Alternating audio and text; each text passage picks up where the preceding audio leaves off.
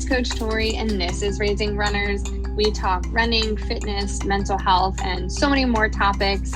As the founder of a youth running program, I approach all of our conversations with our youth athletes in mind and kind of have a focus around those things. But as you will see, we are finding that all of these topics relate to runners and people who like to move and do fitness or anything like that. Relates to everybody. Check it out.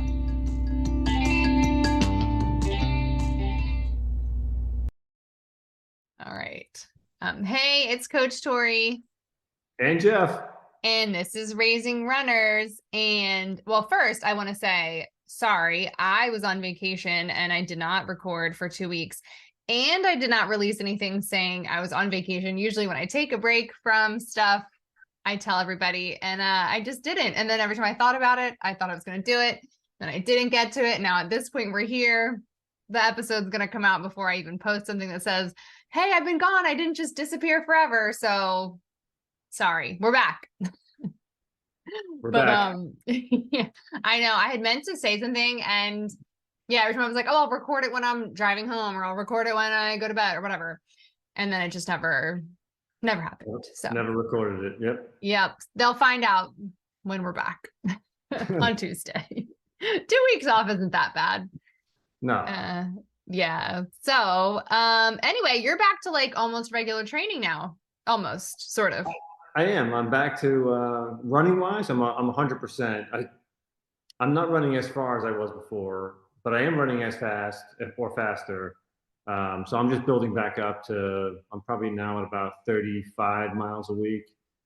Building back up, and I think I talked to you before, instead of being at 40 miles a week, I'm going to go to 50 miles a week. And to do that, I'm adding more days and not adding longer runs because I was getting tired of doing, a lot of long runs under the old method I was using. So I'm now running 6 days a week, just taking Mondays off after a long run on Sunday. So I feel like my running schedule is pretty set, and now I'm just getting back into lifting and mobility.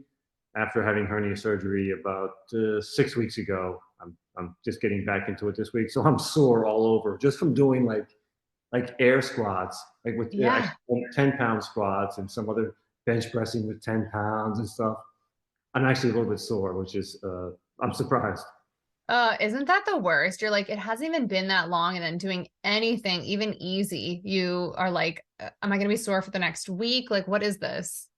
Yeah, it's weird spots too. It's like just muscles I don't know that I've been using, like squat muscles. Like I just don't, I haven't been squatting down that far and then back up. Yeah. Even almost like air type squats were more than my body was used to in the last month or two. Oh my gosh. Yeah, I bet. Well, it's exciting that it's going well so far. Yeah, I'm pumped. I think I told you before, I'm going in with the attitude now, I'm a 3:30 marathoner. I know I'm not a 3:30 marathon. I've never run 3:30 for a marathon. I haven't actually even achieved 4 hours for a marathon, although I was on pace. I was on pace for 22 miles. But I just think that mindset of I'm going to set myself up for running to a 3:30 and try to get my times down to that in training will help me get at least closer to it. And I'm hoping I'll achieve, 3:45, 3:40, somewhere in that range. Yeah. Yeah. How about you? How's your training going? Well, it's like never going. Well, vacation, I was like, I'm either going to get to run a lot on vacation or I'm not going to run at all on vacation. Ran once on vacation, because James happened to fall asleep in the stroller while we were walking back from town or whatever. So I was like, can you just like hold on to the stroller while I put my running shoes on real quick, and then I'll just take him for a run. So I got to run once. But no, it's just been, as I complain every week, sorry, broken record, everybody, but the schedule, I can't get it to work out for me. Even the days that I plan to get up at like 4 to make sure I get my run in. So then I'll go back to sleep for like maybe an hour on the couch afterwards, blah, blah, blah. Then it's like, oh, James is up at 3:45. So by the time he goes back to bed, I'm like, I don't want to go run now. Weren't you down there with people that could help a little bit, like with watching with James? Yes, but then I'd have to be running at night. Like if they were going to sit while he's like sleeping, like, oh, can you just make sure he doesn't, because I can't do the treadmill with the baby monitor. So I'm like, oh, can you just like hang out with him while he's sleeping? Then it's like, I'm running at night. You need me to help you, coach you through like why you should be running on vacation. It's vacation. So you do what you want on vacation. Yeah. Well, yeah. So that didn't work out. But then even like at home, it's just like the schedule's not really been working out because it's just, is what it is. But this week, weirdly enough, I've already run, what is it, 14.1 miles this week. Oh, So wow. yeah. And for me, that's shocking by Wednesday. On Sunday, we went dishwasher shopping unsuccessfully, but we went as a whole family. And so I was like, do you mind just driving James home and I'll just run home from Best Buy? Thinking it was like 4 or 5 miles. It was 7, which is fine. But like I'm texting Josh and I'm like, I'm really sorry. Like this is taking so much longer than I thought it was going to. But that was actually really fun. And then Tuesday night we do track nights with the girls running group. So I got like 2 miles in there. And then today we came home from James and I were doing like a play date this morning, and Josh was home, didn't have any calls until tonight. And so he was like, oh, if you want to go running, I can like watch TV with him. And I was like, oh, I mean, I just ate Chick-fil-A like 10 minutes ago, but you're saying I can go running, I'll go running. So that's kind of how I'm like, my running routine is a little fly by the seat of my pants right now. Oh man. Well, But yeah, the Tuesday running group, is it exclusively women? Men are not allowed? you like, yes.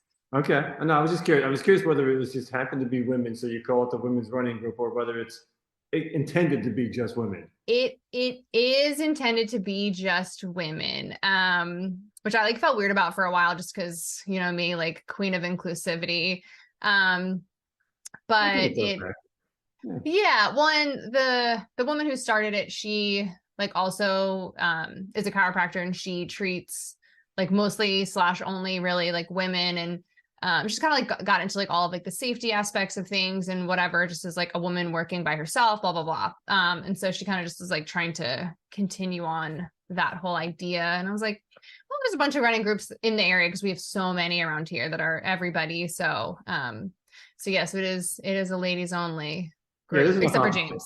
there's enough opportunities for men to go running with different groups. I don't think you're excluding them is really harming men at all. So, but I don't think everybody. Right. Right. Well, and I think people have brought their husbands and stuff before too.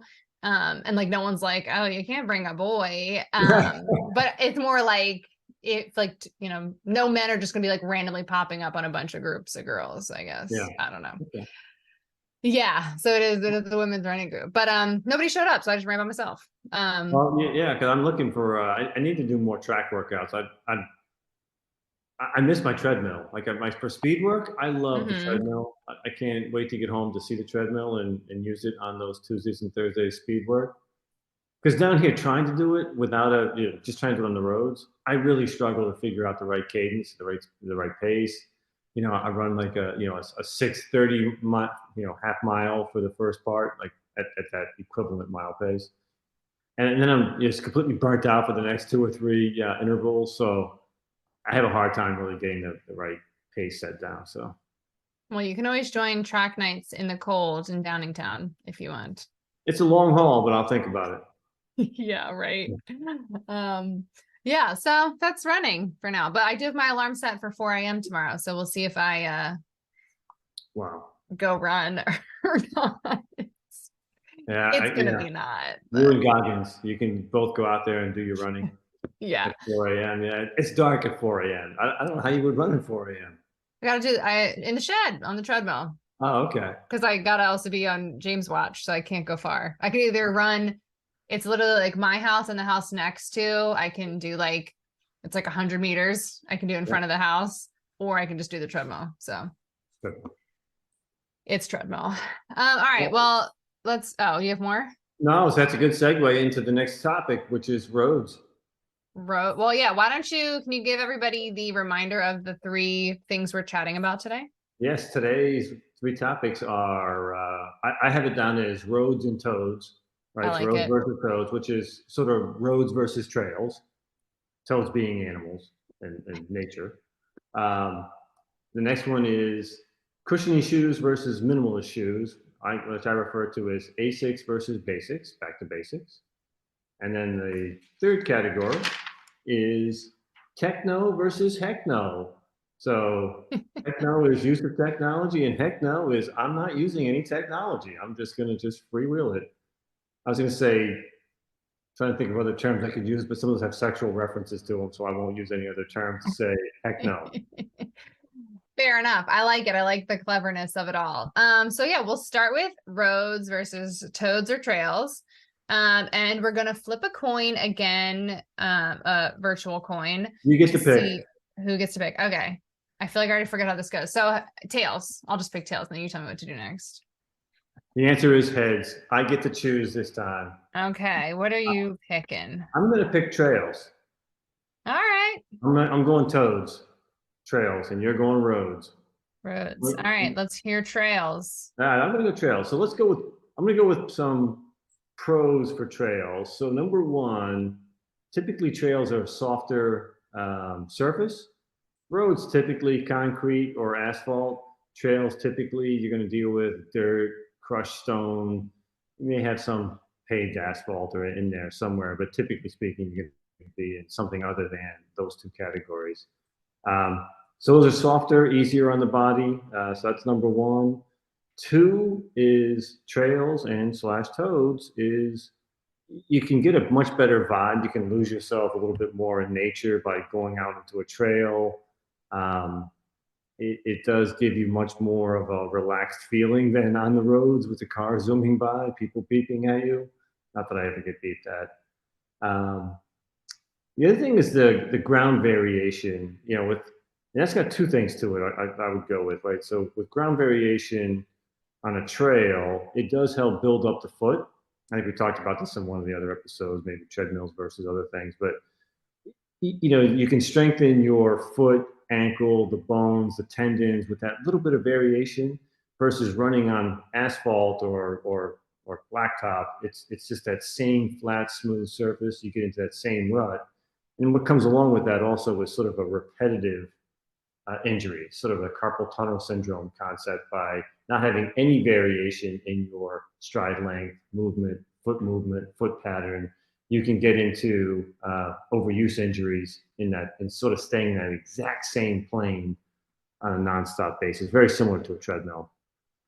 So for those reasons, I say those are your pros for trail running. Oh, one more pro, and that is it burns more calories. So trail running, I'm going to say this as a fact, burns more calories than your road running because of those variations. And typically trail running does have more inclines, declines than your typical road. Now, I'm not saying that's 100% of the time, but that's, I'd say, typically speaking, if you're out on a trail, you're more likely to be running up or down hills, as well as paying attention to what you're doing. So I think there's a little bit of a con, but I'm going to turn it into a positive, and that is paying attention. On a trail run, you have to pay attention. You can't just lose yourself. You can't just, zen out and just go into the zone. But you do have to pay attention to where your foot's going to land because you don't want to trip on a root, hit a rock, stumble and fall. So there's more injuries in trail running because of that than in the road. Not to give you one of the pros that you can now write down. So I say that's your big thing. I mean, trail is just, if you think about going back through the history of time, trail running, I mean, there weren't roads to start with, right? If you go all the way back in time, but we evolved in trail running. It is much more of an enjoyable experience. You're able to sort of forget yourself, just get into your body, get into the experience of it, and run versus the traffic patterns, stopping at street lights, all the things that comes along with road racing. I rest my case. Do you want to just give up now? I rested my case. Yeah, it's hard to argue with trail running, even though I feel like it is actually less popular just because of like the novelty of it and the fun aspects of it. But the injuries which you brought up, I recently actually one of my runners got injured while running on a trail like 2 miles into her 8-mile run, and now we are down to the wire for her end of marathon training due to a sprained ankle. So, the trails are dangerous. Not only is there roots and rocks, there's predators of all kinds. Yeah, so you're saying human predators or just animal predators? I was thinking animals and I was like, no, wait, there's creepy people in the woods too. Bears, bears, cougars, yetis, people, the danger of falling off a cliff. Oh my gosh, what is that book? Is it Out and Back? Hillary something, trail runner, like really good, fell off a cliff and like almost died. Oh wow, I don't know that story. I'll have to read that one. Don't know it. Yeah, I'm halfway through it, audiobook. But yeah, I mean like broke everything. But yeah, so besides like the dangers, easier to get lost, I think, in the trail. I mean, roads always lead to somewhere, someone. I don't know why I'm having this fuzzy. Are you hearing the But if you feedback? get lost on a trail, you're gonna have fun doing it. You're just gonna just lose yourself. Go out there and like, wow, you know what? That was a 3 hour run. I didn't even know it. That was so fun, so good, so much Yeah. nature. Until you're like, okay, that's a 3-day run. Now where's my home and the food and all the things. Wait, are you hearing the fuzzy sound coming from my mic? Maybe. If it's not your mic, it could be my mic. Let me just see. Okay. No, it's a different sound. Okay, Sounds. I turned my mic off for a second to see if it went away. Huh. Okay. I don't know. It'll be all right. um, but yeah, so danger, for sure. Injuries I mentioned. And also I don't know what roads you're referring to that are so paved that it is like an overuse repeated injury, but roads where I live are not smooth. They have lots of uneven patterns. There's the tilt, then there's like the wrong way tilt, then there's, all the bumps and stuff. So, I think that argument can be slightly nullified depending on your road. Let me see. Now let me actually look at some of the stuff I have here. Yeah, I'll give you one that I wrote down that was sort of a road versus trail. It's not trail running is not an Olympic event. Now that's not important to a lot of people. That's important to me. I do like the idea of the marathon or track and field events being Olympic events. I mean, to me, it's nice to see every 4 years people compete. I know they have the UTMB and they have other trail racing type things, but it's not the same as the Olympics. So Yeah. I was going to nullify that one for you before you threw that out there. Well, I mean, in similar fashion, I was going to say like popularity, right? I mean, road running is so popular and I feel like I often am passing other runners on the road or like running groups. You're all meeting to run on the road for the most part. And convenience too, right? So it's more accessible to everybody. You're able to compare, I think, more to like, okay, what is my 5K time on the road to, the best 5K runners and whatever else. So you do have that fun aspect as well. Which one do you think is growing quicker? I was trying to think that I thought maybe trail running was growing quicker but that may be just my perception because I've been reading more about trail running, the UTMB, and all of these. A lot of the ultra marathons are, trail related, and I feel like ultra marathons are growing faster at a faster rate. They're not nearly as big as marathons and half marathons, but as far as rate of growth, I would say the trails, in my opinion, perception is they're probably growing faster, but I could be wrong.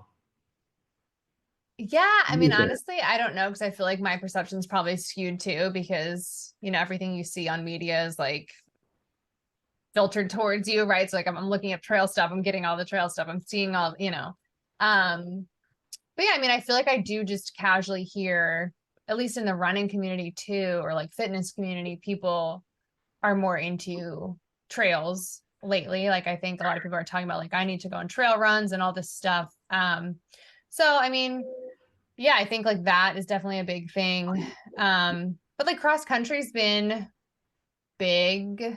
I say big, but cross country's been like a thing runners do, especially people who ran as kids, through like high school, college, cross country's a thing that people do. So I think there's always been like some element of that. I never really thought about the difference between road running and trail running because I always did cross country, track, whatever. And we kind of always trained the same way. We sometimes ran in the woods. We sometimes ran at the farms.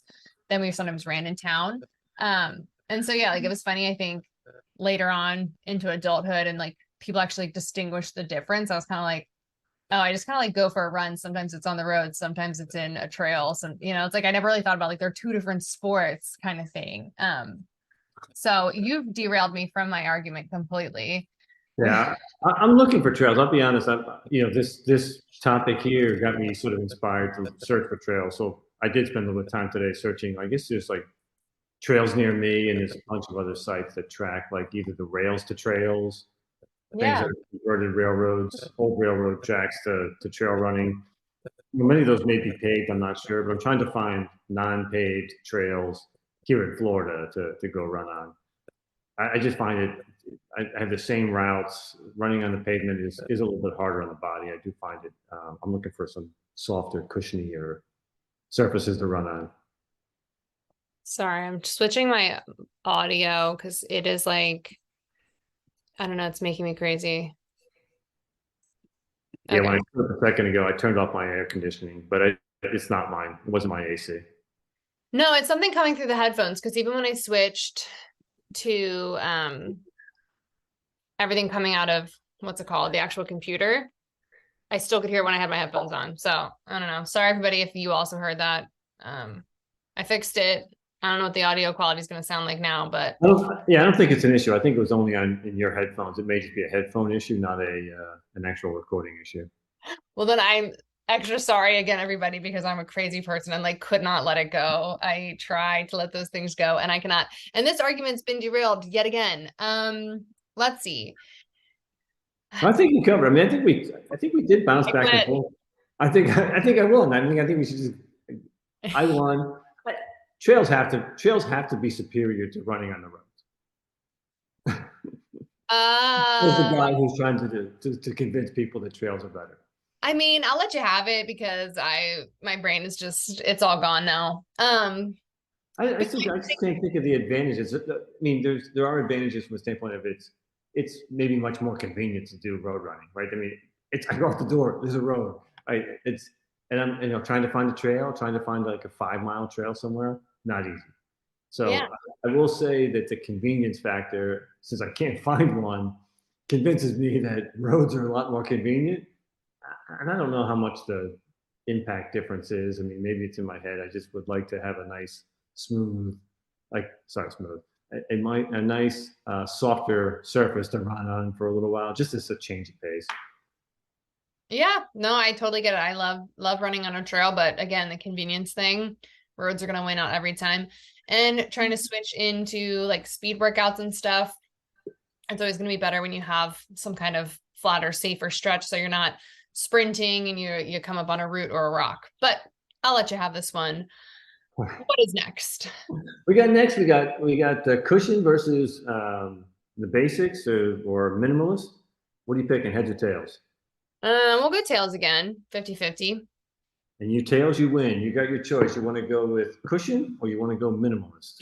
Oh, I'm gonna go minimalist, of course. All right, well then you're going minimalist and you're going first. Um, hey, have you ever read the book Born to Run? Boom, roasted. Okay, I win. Never heard of it. Yeah, I bet he hasn't. Um, yeah, okay. Anyone else ever heard of Born to Run? Read it? No, I mean, what kind of argument can I even make? Also, so ever heard me talk about my toddler? I do that a lot too. Kids learning to walk do it so much better and faster without shoes. I believe I'm not a doctor, don't quote me.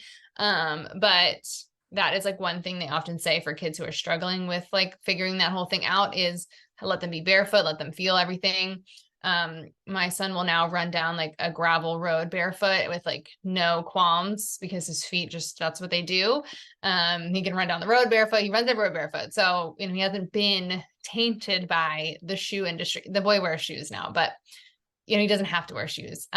So with that and all of the info from Born to Run, and as a running coach too, I think, I have gone through various different phases of wearing shoes, but I do think sometimes we can just hide some weaknesses, or we can overcompensate for some things with different kinds of shoes that maybe we shouldn't be, and they're going to pop up in different places. Um, Different like hip stuff, knee stuff, glute weaknesses. Your back might start to get sore because you don't realize you're running kind of differently. I did buy, actually, I did not buy. You gave me a pair of more cushiony running shoes last year, maybe, that I had asked for. And now I wear them a lot for running or whenever I do like coaching in person and stuff, because I do love them. They're so comfy, but can't run well in them. It feels super weird. And so I think there's definitely something to that. I like a flatter, more less cushiony shoe. I feel more stable. If you ever try to go hiking and you're wearing like really thick boots, and you're also an anxious person, you will probably feel more anxious because you can't feel where you are on the ground as much. You don't have as much like awareness to everything. So again, if we're talking trail running, which we just agreed trail running is better, being able to actually feel the ground under you, feel, how to move around, is going to be way more beneficial when you have those minimalist shoes. And yeah, I kind of like to subscribe to the idea that like our bodies were built to do what they were built to do. And running through evolution has been something that we were designed to do. And so we weren't always running around in shoes. So we don't need shoes. And yeah, Nike has a pretty storied past, and I feel like they're probably just sneaky and trying to steal all my money. So Yeah, you said storied or a sketchy past, one of the two. I'm not sure. is storied not bad? I don't even know what that means No, necessarily. story is fine. I think story could be maybe potentially either one. I think it's good. I took it as being good. Well, But they have a pass for sure. Um, yeah, what, I feel like I had facts I wanted to cite, but oh no, and I think you. I mean, I think you do capture a lot with Born to Run. If I think about what I was going to argue on your side, I think you hit all the points. I mean, Baby James is a perfect example of how it's very difficult to go from wearing shoes to not wearing shoes. But if you don't wear shoes to start with, and you sort of build up that tolerance, your feet can get really good about feeling the road. And there was actually a Harvard study which I found when I was doing some of this research that basically gave the edge to the minimalist shoes from a standpoint of their ability to feel the road, improve well, actually reduce their contact time. So by feeling the road and being closer to the surface, they were quicker with their contact time on the ground, as well as their cadence was speeded up. So, and those are two things that if you can speed both of those up, you can actually improve your speed overall for distance. So that study did sort of give the edge to that. Now, I'm going to that's just one or 2 points, but there are a few things on Nike's side, and okay, that is hear it. yeah. So let's talk super shoes. I Uh, mean, the world record has just been broken, right, for the men and the women, and mhm. they've all been done in super shoes. I think there's been several studies on these now that the super shoes are really saving anywhere between 2 and 4%.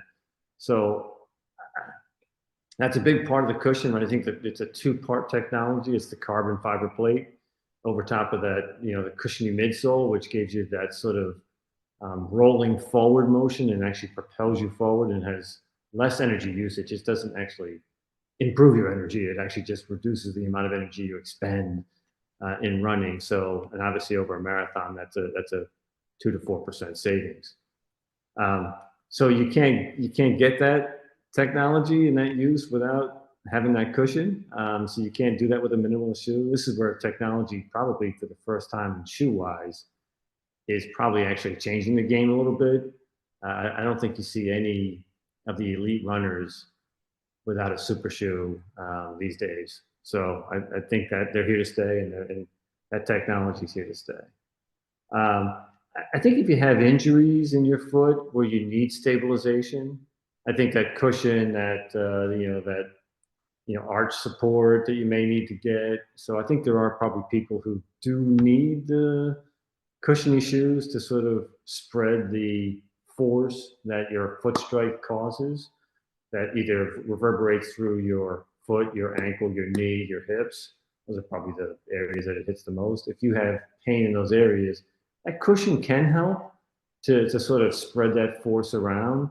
Um, Now, I think the other argument that Born to Run makes is, yeah, but if you don't have that injury, your body's more apt to adapt, right? So it'll build up, whether it be the strength of the tendons, the muscles, the bones themselves. It'll strengthen them so that you don't get that injury by, and the cushioning really just sort of compromises that natural development that your foot would do. So I think for people that are injured, the cushion helps. I think the super shoe does, in my mind, sort of what used to be sort of a even debate. I think the super shoe, you can't get the benefits without having the cushion. That, to me, that's the game changer that throws cushiony shoes over the top of the minimalist shoes. I don't know that you'll see a world record ever broken in any of these categories by a barefoot runner. Not that you've seen that anywhere in the last 50 years either, but Correct. Yeah, super shoes, I feel like do change the game for sure. I guess I'm speaking more about the masses as regular runners. What is best for all of us. I don't, we're not running down the street in super shoes every day either. So, there could be people who are training in more minimalist shoes and then super shoeing it for a race. no, I think that's probably that's a very valid point from a standpoint of, my argument really is around the elite athletes. I referenced them many times. I reference world records. You're right. Even though most of these runs are my Olympics, I consider it like this is my Olympic day right here. The reality is, most of us, it is really just about the experience itself and the fun. You can get all that without the high-priced super shoe. And for the most part, I don't even know that the high-priced super shoe is really going to change it dramatically one way or the other for the vast majority of runners. Right. We're not talking changing from a, 4:30 to 3:30 marathon, right? But they're cool. They look cool for sure. It's definitely interesting. It bleeds into the technology of it all. So I guess we can just kind of worm our way that way, huh? Technology. Yeah, I think technology was the last category. So I think if you want, that's a good, because I think technology, I didn't know whether you would consider shoes technology.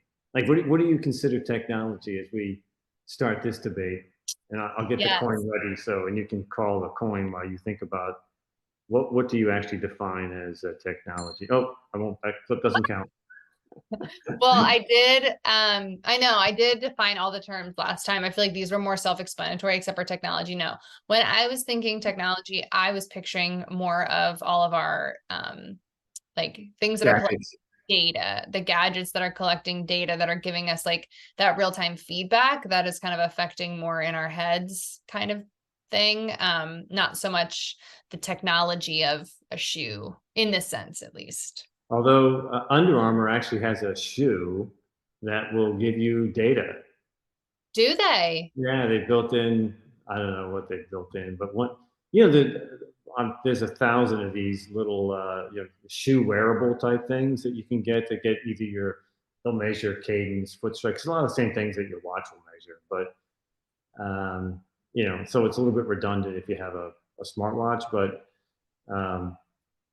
the shoe itself must have it embedded in some way, shape, or form. I didn't actually get down the rabbit hole too far as what it has, but it was referenced in one of the YouTube videos I saw that Under Armour had a shoe that was actually you could download data. It would give you data loaded into an app. Oh, wow. There's also an insole you can get to just insert into your existing shoe that will measure sort of like foot strike, whether you're pronated, supinated, right? But, which way you're going with that and how, what part of the foot's hitting, where the various forces, how they're being dispersed. So there's a lot of interesting technology. So I guess, clothing, I didn't think of technology. I thought the shoe might be because of the carbon fiber plate and the midsole, but I think in your title, you'd really refer to gadgets, and gadgets really would be much more the smartwatch and those types of data like that's giving you heart rate and cadence and that kind of stuff. Yeah. So now that we've defined how you define technology, let's flip the coin. What do you want, heads or tails? Heads. It's tails. Hmm. So I get to pick, and I'm gonna pick tech. All And I right. think Yeah, sounds like you're into the tech. I'm into the tech. I am into the tech, and for that reason, I'm picking tech. All right, let's Um, go to tech. so I'll start with I just got the Garmin watch. I was a Fitbit guy for years. Fitbit, in my opinion, now after having a Garmin for a while, Garmin's got a lot more data, great visualizations of graphics. And again, not this is not a commercial for Garmin, right? But what Garmin, it you is, sponsor though. yeah. But if you want to, We'll talk more. yeah. What I was amazed at the level of data that you can get on every run.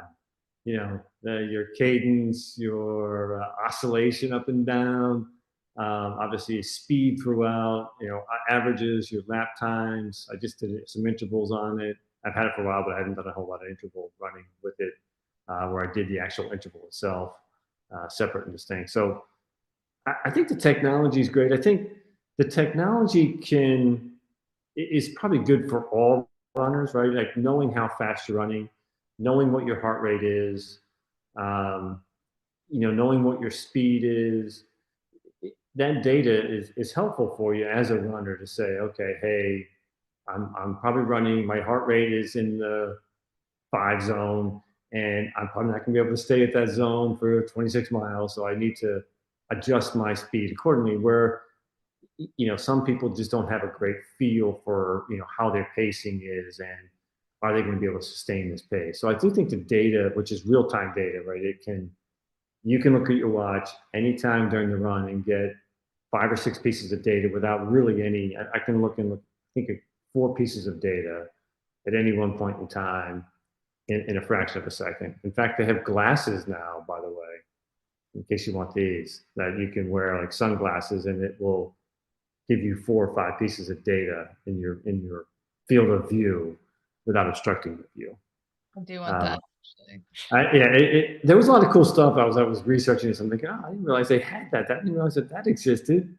Um, so I do think the tech is something that can help your average runner on a daily basis. It's not terribly expensive. It's a watch. It can be anywhere from probably, I'm sure, less than $100 to several $100s or more. Um, so it's a relatively affordable, and the amount of information you can get as a runner that will help you with your run is amazing.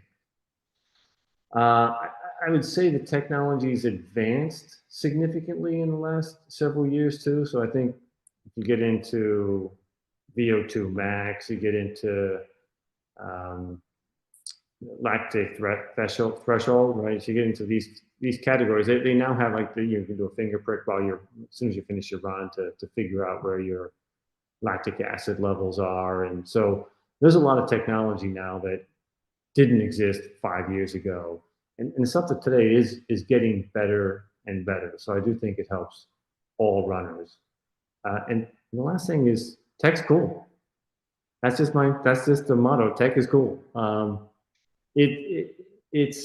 It's nice to see the information, and sometimes cool can be not cool. But I think just having the information while you're running, I think all of the elite athletes, for the most part, do use probably high tech watches to keep track. Although maybe I think there are certainly some that do not. Some use a Timex type watch.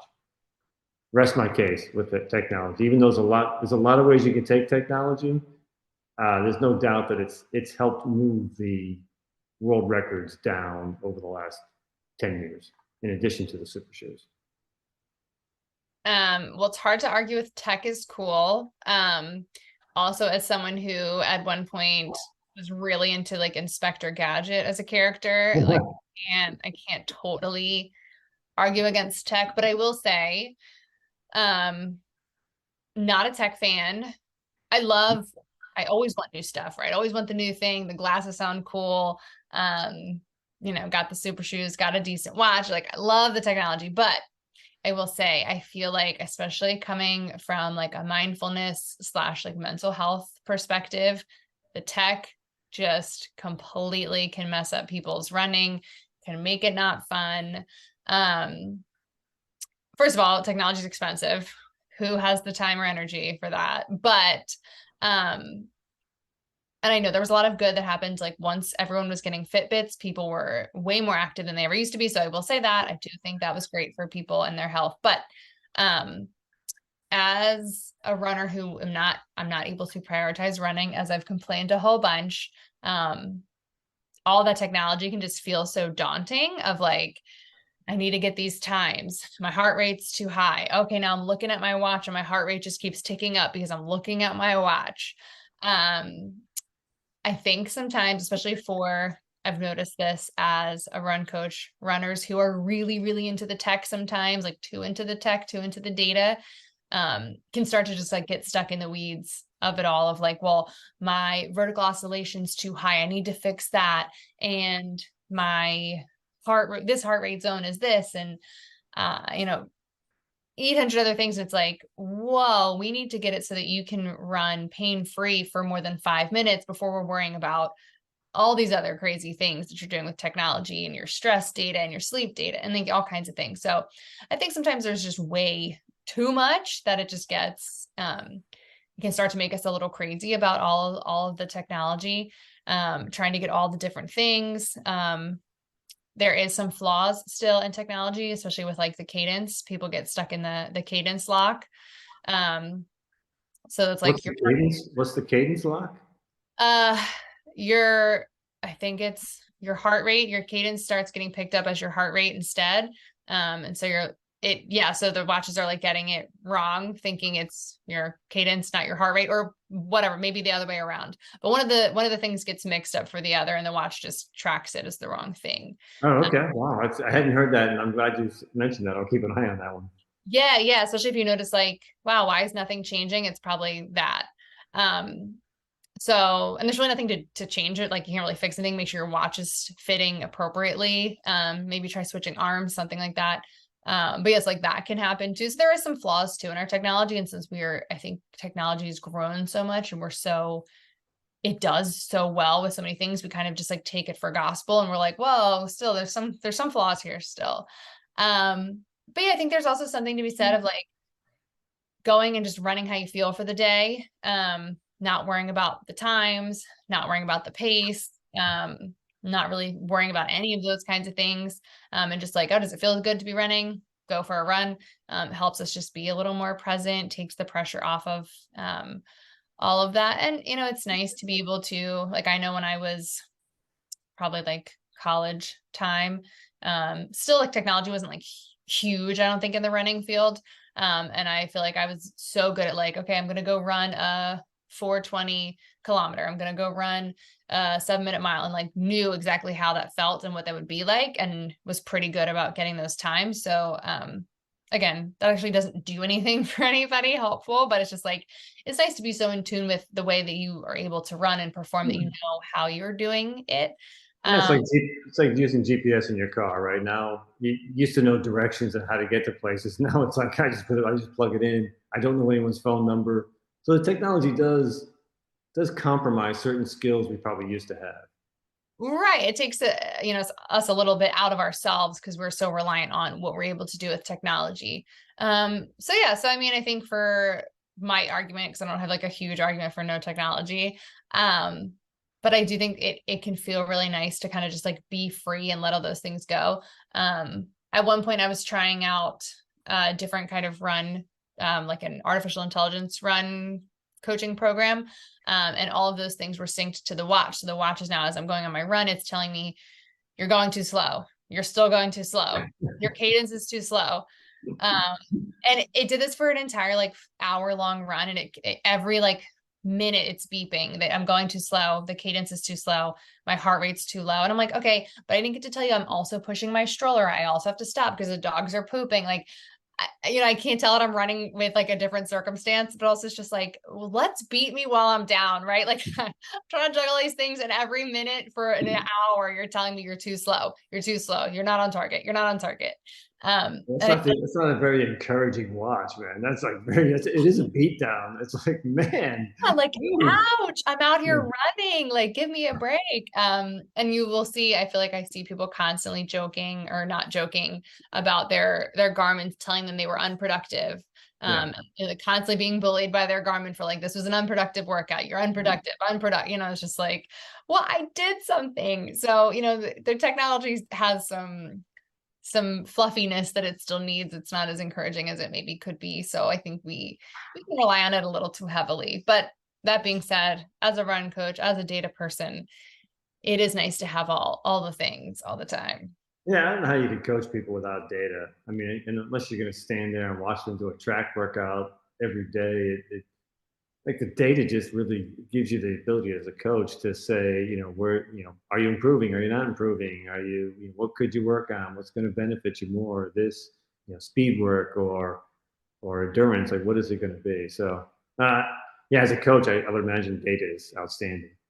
Yeah, well, and that's the thing too, is like at least what I get data through, and we talked about this too, is like some depending on how you're inputting your data, I'm getting different information too. So I have had a couple people in the past who were only doing like whether it was like their Apple Watch and it actually the program I have now just started syncing with Apple Watch, so it should be better. But the Apple Watch was literally only sending me like they ran 2.9 miles in 30 minutes and I got nothing else, like no other information. So it's like, okay, how did that feel? All right, now I have to trust that how they say it feels is actually how it felt for them. They actually are able to remember it. And actually that applies to like actually how it was, because you're not getting any information on like what their heart rate was looking like, what the cadence looked like, even what the pace looked like throughout. You're just getting averages. So, it is super helpful in terms of like helping other people with their running, is having all of that info. So Yeah, technology. so you certainly hit on, like, if I was going to argue your point, that was certainly all the things that I was thinking of, which was I think one of the beautiful aspects of running is you don't need technology, right? You can just go out and enjoy a run, right? If people who enjoy running, which I'm not one of them, but people who do enjoy running, it is a freeing experience. You can just go out, put your sneakers on, and go out for a run. You don't need the data, you don't need the technology. So I'd say that was probably one of the key, elements. But I do think for the masses, just as the Apple Watch and the step counters, I encourage people to go do a little bit more, do a few more steps, get to 10,000 steps that they need to get to for the day. I think the watch technology can do the same, right? You can say, hey, I ran, 3 miles in 30 minutes, and I want to try to get down to, 29 and a half. And so, having that data just real time and having it accumulated and you can go back and refer to it is nice. And I think it just encourages a lot more people to do more running. So I do think that's, one of the pros to it. I think you mentioned it being expensive. I think I know, not to poo-poo how much a couple $100 is. It's not cheap. A good watch can be a few $100s, and it's you don't need it, but it is nice to have, as I just said a second ago. And the last thing was the other point you were making about, it takes you, to me when I run, sometimes I check my watch a ton on certain runs, because certain runs I'm trying to keep my heart rate into zone 2 or 3. I don't want to go into zone 4 at all. So I kind of keep my eye on it when it creeps up. I got to look at it every couple of minutes or every minute. And that really takes you, it's almost like running on a treadmill again, because I got all the data right in front of me nonstop. I'm like, man, I still got, 3 miles to go. I still got 2.9 miles to go. It's that constant reminder of how far you've run and how much more you have to go. And I think it's nice not to have that constant reminder sometimes, just to go out and run. And there are times I go out and run and just say, you know what, I don't care what the watch is saying. I'm not going to look at it. I'm just going to go do my run. And if I'm in zone 4, I'm in zone 4. And, and it does happen. And it's like, it is nice though to do Oh, that. that just reminded me. I'm sending you an email right now. You're sending me an email? Yeah, keep going. Does it say, hey, Jeff, you say less? Say, No, it's not. stop talking now. Anyway, so I had four pros for technology, but there were a couple of cons, and that was one was the distraction factor, which you mentioned, the expenses, another one, and as being the two primary ones. Yeah, no, totally agreed. I'm, Well, I feel like I'm down with technology, though. I'm going to say I'm voting for technology. I'm not. Was it a luddite? I'm a techno guy. Yeah, I feel like you won all of those, but again, I feel like each week I come less and less prepared, which is shocking every time. So Yeah, well, I think I got. I think the first week, I don't think I won. I don't think I've won them all, but I think this time that the categories I got lucky with which one you picked for the one, and then the two that I got to pick. I picked the ones I felt were probably the stronger arguments. fair. All right, before we close it out, since this is going to be coming out on Halloween, so I know not everyone celebrates Halloween. But yeah, I don't mind Halloween. Halloween's fine. So we're gonna talk about the 10 best candies for running fuel, since we recently talked about running fuel, real foods versus whatever not. So I'm gonna read you the 10 that are on here, and then I want you to pick what you would actually pick, and then what you would definitely not pick at all. Just Um, me? You asking me? yeah, I'm asking you. Not Okay. listeners, you can also write in, but I'm asking you. So it's gonna go 10 to 1. I guess they're in order. I don't know. Twizzlers is one. And there's not like any real science, but it says like they make good running fuel because they're easy to chew, not difficult to digest. They're not particularly good at tasting though. They're boring. Yeah, boring. Yeah. Airheads, yeah, not as popular as when I think I was younger. They're chewy, fruity, sugary. They're great for running fuel. They're not the easiest to chew, though they can be a little more difficult, although less difficult than their cousin, the Now and Laters, if you remember those candies. Yeah, Yeah. Can airheads be like? Aren't they very tart too? I would think that almost would be too much while I'm running. yeah, this is saying sugary and fruity, but I'm like maybe kind of sour or tart, like you're saying. Yeah. Um, So I'm gonna go with no on that one. It's my no. It's my no bucket at the moment. That's your no. Okay. Well, this one's the hardest no, I think, right here. Tootsie Rolls. Um, I'm not even gonna read the description. Tootsie Rolls are the I, worst. I think everyone knows what Tootsie Roll is. They've been around for about 100 years. Anything that's been around for 100 years and they haven't made any better, it doesn't belong on the list. The worst candy. We went to a trunk or treat the other day. Like we don't live in the nicest area, so stuff's just like not that nice. And it was sponsored by like the school buses or whatever. And so every little stop, they like only had Tootsie Rolls or like the fruit chew Tootsie Rolls. Okay, James is 2.5. Like the guy can't eat a Tootsie Roll, right? So like we're going and it's like fun and all, and he just keeps grabbing the Tootsie Roll. So I finally was like, okay, like if you want to chew on one, like I'll watch you to make sure you can like safely spit it out. And he takes the bite and he goes, ew, yuck. I'm like, yeah, Tootsie Rolls are the worst. They're gross. I Yeah, get it. yeah, disgusting. Yeah. So sorry anybody that likes Tootsie Rolls. Actually, Josh likes Tootsie Rolls, but um Yeah, I uh, feel like the Tootsie Roll people that like Tootsie Rolls are 80 and older. Like I think my parents may have liked it, and they yeah, both passed away. But I think that's the people who ate Tootsie Rolls and liked them. that's the demo, right? Yeah. Tootsie Rolls and Werther's Originals. Okay, number 7 is Snickers. I mean, they have all those commercials where like hungry eat a Snickers, right? Nuts, caramel, chocolate. Great for fueling. They're delicious, perfect mix of sweet and salty with a little bit of protein.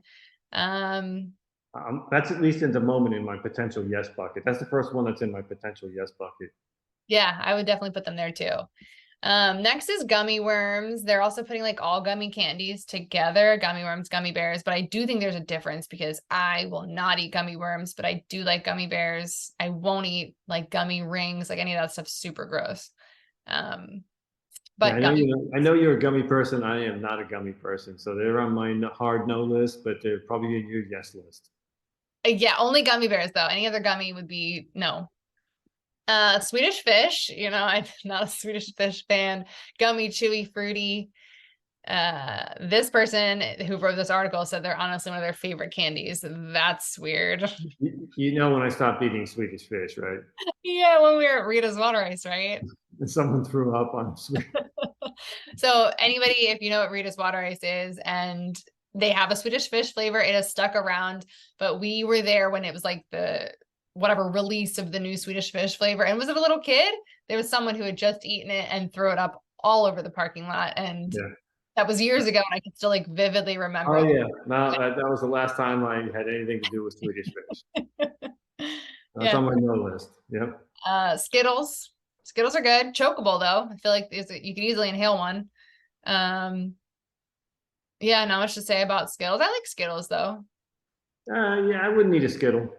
No. Yeah, wouldn't eat one. No, I mean all these things are like, and probably because these all have the sugar type stuff that the Airheads, the gummy worms, the Swedish fish, the Skittles. Yeah, they're all sort of similar to me. Like I just not that's not my deal. I like chocolate. Like, the only thing that's chocolate on this list besides Tootsie Rolls, which is like don't count, is Snickers, and I'm in for Snickers. Yeah, actually, now that you say that, Snickers is the only chocolate on this list. So then the next one is Sweet Tarts, and then the number one is Starbursts. Also, I feel like Starbursts won't be easy to chew. Sweet Tarts feel too sour. Then they have a bonus. They said frozen dark chocolate Reese's. Like, yeah, sign me up. That sounds good. Yeah, I'll take the bonus. I'll take the bonus right there. Bonus. All right. Well, that was it on all of that. Hopefully, we are back on track for some more regular scheduled programming. We have a couple more weeks of these debates. Then we're going to kind of figure out what we're doing next. Maybe scheduling wise, we'll try to do some more guests in the nighttime for us. If you have any suggestions, please feel free to send them my way, americyrun@gmail.com, or comment on the podcast wherever you're listening to podcasts in the review, or on YouTube, whatever it is. Let us know what you want to see, because we want to deliver. We like to just chat about running, so we don't really care what we're talking about. Right? Am I right? Yeah, this is my catch up time with you, man. I feel like a bad father and a bad grandfather. Like I haven't I'm in Florida, so I got a little bit of a pass, but like I haven't had a chance to get to see, you and baby James in person, and or Matt and his 4 kids. Yeah, I know. Well, so we'll have to make that happen. But at least for now, just everyone who listens to the podcast, know you're supporting family bonding. So appreciate it. Who doesn't love family, right? All right. Thanks.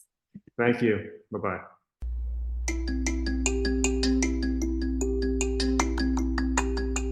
Thank you for tuning in. Make sure you rate, review, subscribe, all the things that you can do for a podcast that you enjoy listening to. Make sure you check out social media, our website, any of those things. If you have questions, comments, interview requests, feel free to email me at marickyrunclub@gmail.com.